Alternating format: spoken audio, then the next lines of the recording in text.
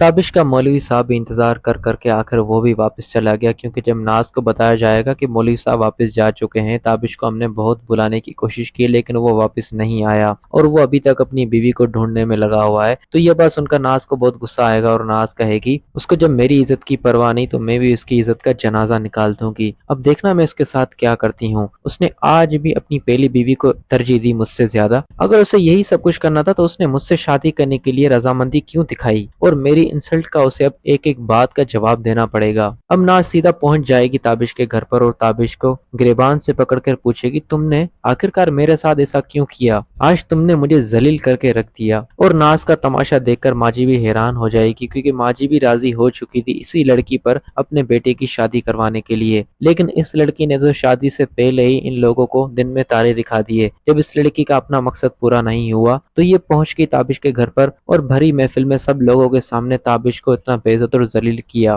دوسری طرف تابش گھر پہنچے گا تو گھر میں سارے زیورات سب کچھ لاکر، اس کا پاسورڈ صرف بینا اور تابش کو معلوم تھا، لیکن وہ لاکر کھلتے ہی تابش کی آنکھیں کھل جائیں گی کہ لاکر تو خالی ہے اور بینا سب کچھ لے جا چکی ہے، اور اب بینا مجھ سے طلاق مانگ رہی ہے۔ اب وہ بینا کو طلاق دینے سے پہلے اسے ڈھونڈے گا، اس کے بعد باقی معاملات دیکھے گا۔